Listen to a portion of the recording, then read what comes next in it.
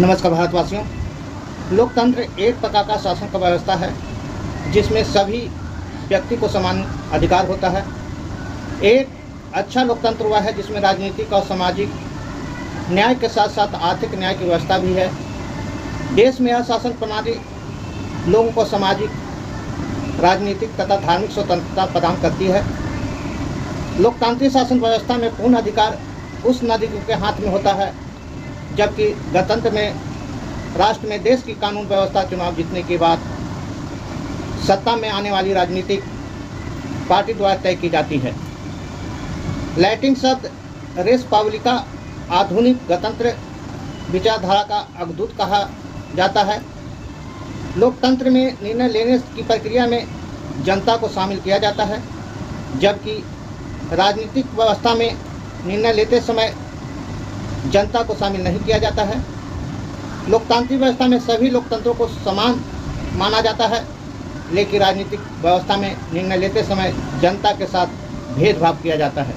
कहा जा सकता है कि राजनीतिक पूरे जीवन का थर्मामीटर है।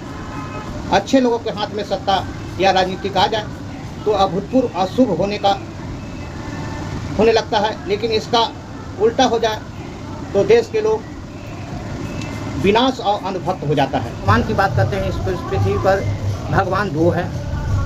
पहला तो भगवान है ये है, लेकिन भगवान का दूसरा बार डॉक्टर होते हैं, और डॉक्टर का दूसरा रूप को भी नहीं छोड़ा, पहला रूप को भी नहीं छोड़ा बीजेपी सरकार में, केंद्र सरकार में, तो अब किसको छोड़ सकता है, हम चर्चा करेंगे। कोलकाता के सरकारी अस्पताल आज ही में महिला डॉक्टर से हैवानियत को लेकर बवाल थमने का नाम नहीं ले रहा है। मामले की जांच कोलकाता पुलिस ने सीबीआई के हवाले कर चुकी है, लेकिन लोग धारदार प्रदर्शन फिर भी कर रहे हैं। अब बंगाल सीएम ममता बनर्जी का कहना है सीबीआई को न्याय दिलाने की प्रक्रिया में तेजी लानी चाहिए। ममता बनर्जी का 90% केस तो कोलकाता पुलिस सॉल्व कर चुकी है। सीबीआई को 18 अगस्त तक दोषियों को फांसी तक पहुंचा देना चाहिए, ये ममता बनर्जी बोले हैं। जो है जो सेमिनार से आराम करने के लिए डेरा पर जा रहा था, घर जा रहा था, महिला को जांच रिपोर्ट में बताया गया है कि उसको पोस्टमार्टम में बताया गया है कि मुंह आँख और गुप्तांग से खून बह रहा था। पोस्टमार्टम में रिपोर्ट में भी कई चौंकाने वाली बात सामने आई है। ऐसी आशंका जताई जा रहा है कि पीड़िता के गैंग रेप भी किया गया है, ऐसा जता रहा है।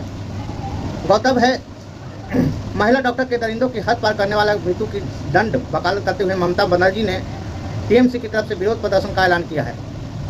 उन्होंने कहा कि यह प्रदर्शन 17 से 19 अगस्त तक होने वाली है। ममता ने कहा 7 अगस्त को सभी ब्लॉक में विरोध मार्च निकाला जाएगा और अपराधी को सजा देने की मांग की जाएगी। 18 अगस्त को सभी ब्लॉक में प्रदर्शन किया जाएगा और 19 अगस्त को रक्षाबंधन के दिन एक कार्यक्रम आयोजित किया जाएगा। कांग्रेस नेता राहुल गांधी ने कलकत्ता के एक अस्पताल में डॉक्टर के रेप और कत्ल के मामले में मुंह चुप्पी तोड़ी है। बीते सप्ताह में हुई इस घटना पर अब तक राहुल गांधी की प्रतिक्रिया नहीं आई थी। उन्होंने बुधवार को एक्स पर लिखा कि एक पोस्ट में कहा कि आरोपी को बचाने का प्रयास किया जा रहा है। इसके साथ ही उन्होंने हाथरस, उद्राव और कठुआ में हुई यौन उत्पीड़न की घटना को भी जिक्र कर दिया। इस तरह इशारे में ही उन्होंने ममता बनर्जी के अलावा भाजपाई को निशाना पर साधा और सही बात निशाना साधा, जो हकीकत है। कोलकाता रेप और मर्डर केस में सीबीआई 4 डॉक्टरों से पूछताछ कर रही है, जो मामले में शामिल हो सकता है। टीएमसी का सांसद सातुन सेन आज ही कर हॉस्पिटल पहुंचे, जहां उनके खिलाफ नारेबाजी की गई और उनकी भूमिका पर सवाल उठाए गए। डॉक्टरों के संगठन कोडा ने अस्पताल में तोड़फोड़ के खिलाफ फिर से हड़ताल शुरू करने का ऐलान किया है, जिससे स्वास्थ्य सेवाओं पर असर पड़ सकता है। कोलकाता पुलिस हॉस्पिटल ने तोड़फोड़ करने वाले संदिग्धों की तस्वीर जारी की है, जिसमें आम जनता को संदिग्ध की पहचान में मदद मिल सके। भारतीय चिकित्सक संघ ने इस मामले पर आपातकालीन बैठक बुलाई है, जिसमें हॉस्पिटल में हुई तोड़फोड़ और परिणामों की चर्चा हो। ममता बनर्जी जो पश्चिम बंगाल के है, आरोप लगाया है कि आजी का हॉस्पिटल में तोड़फोड़ भाजपा और वामपंथी दल किए हैं। वही विपक्ष के नेता बीजेपी के सुरेंद्र अधिकारी ने इस तोड़फोड़ के पीछे टीएमसी के गुंडों का काम किया है। छात्रों आजी का मेडिकल कॉलेज में छात्रों ने जमकर प्रदर्शन किया और प्रिंसिपल के दफ्तर को घेर लिया, जिसमें उनके द्वारा की गई कार्रवाई के खिलाफ नाराजगी प्रकट की। मामले की जाँच गहराई से जाँच के लिए सीबीआई की विशेष टीम आजी का हॉस्पिटल पहुँची। टीम घटनास्थल पर सबूत जुटा रही है और संदिग्धों से पूछताछ कर रही है। सीबीआई ने पूछताछ के लिए 5 डॉक्टरों को भी बुलाया है। 3 को गिरफ्तारी कर लिया गया है। इसमें कलकत्ता का हाईकोर्ट के आदेश पर सीबीआई ने इस मामले को हाथ में लिया है। वहीं हम दूसरा चर्चा करेंगे उत्तराखंड के रुद्रपुर में एक नर्स के साथ रेप और हत्या के मामले में एडीजी लॉ एवं ऑर्डर एपी अंशुमान ने बताया कि नर्स के साथ हुई घटना के बेहद चिंताजनक है। इस घटना को पुलिस ने गंभीरता से लेते हुए आरोपी को गिरफ्तार कर लिया है। उन्होंने कहा कि महिला सुरक्षा को देखते हुए हमने प्रत्येक थाने में महिला हेल्प डेस्क की व्यवस्था की है। एपी अंशुमान ने बताया कि साथ ही पुलिस सभी कामकाजी महिलाओं से अपील करती है कि गौरा देवी ऐप का इस्तेमाल किया जाए ताकि महिला सुरक्षा का किया जा सके। वही जो हमानियत नर्स के हुआ है, उत्तराखंड में पीड़ित नर्स की गुमशुदगी की जांच पुलिस कर रही थी। जांच के दौरान गुमशुदा सीसीटीवी में नर्स जहां इंदिरा चौक रुद्रपुर से टेम्पो में बैठकर जाती हुई दिखाई दी, वही किराए के मकान वसुंधरा अपार्टमेंट का कांसी रोड चौक रुद्रा बिलास थाना बिलासपुर में नहीं पहुंची। इसके बाद यूपी पुलिस को गुमशुदा नर्स का शव झाड़ियों से बरामद हुआ था। पुलिस ने शव को पोस्टमार्टम के लिए भेजा था और खुलासे के लिए पुलिस टीम ने का गठन किया है।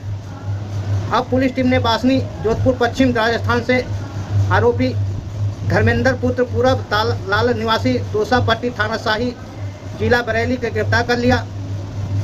एएसपी ने बताया कि पूछताछ में उसने बताया कि वसुंधरा अपार्टमेंट कांसीपुर रोड में रोड के अंदर जाते रास्ते में जाते हुए एक अकेली महिला को लूट के इरादे से पकड़ लिया और उसका मुंह दबाते हुए साथ में लगे खाली झाड़ियाँ वाले ब्लास्ट में ले जाकर उसके कपड़ों से ही गला घोंट कर मार दिया गया। उसके साथ आरोपियों ने रेप किया और उसके पर्स से करीब 3000 रुपये तथा मोबाइल को छीन लिया गया। ये दूसरा घटना है जो उत्तराखंड में के बीजेपी के सरकार की बात है।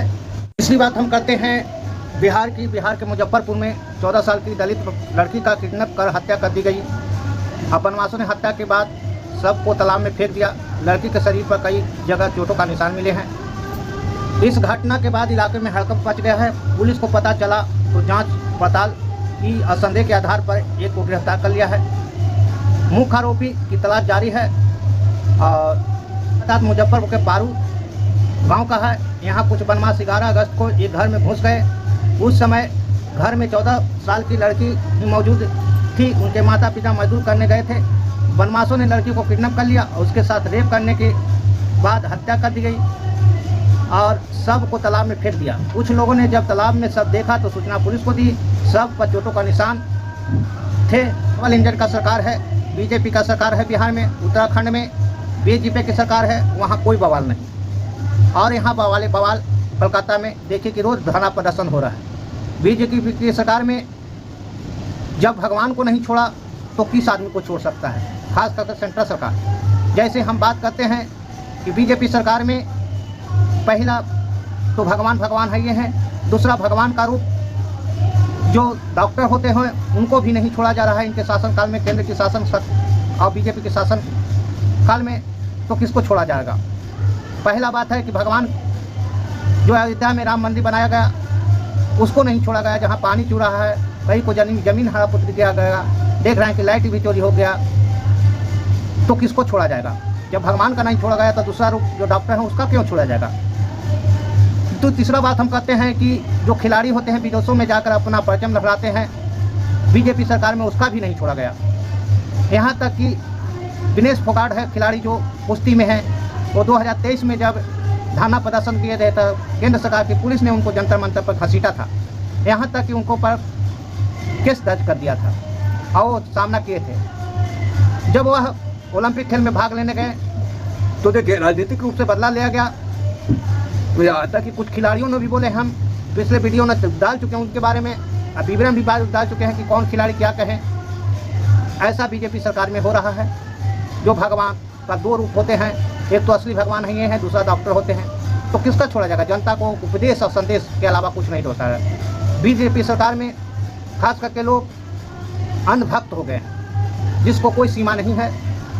अंधभक्त हो जाता है, वो पागल हो जाता है, कोई भी घटना कर सकता है, कोई भी दुर्घटना कर सकता है। और बीजेपी सरकार में दुर्घटना के कारण पीछे होती है, बहुत सा कारण होता है। आदमी का जब रोजगार न मिलेगा तो क्या सोचेगा, यही सब सोचेगा। बहुत सी कारण है, बेरोजगारी, महंगाई, तो उग्रवाद और आतंकवाद बढ़ेगा, ये सब बढ़ेगा। ऐसे वीडियो के प्राप्त करने के लिए चैनल को लाइक, सब्सक्राइब और बेल और घंटी दबाएं। थैंक्स, धन्यवाद।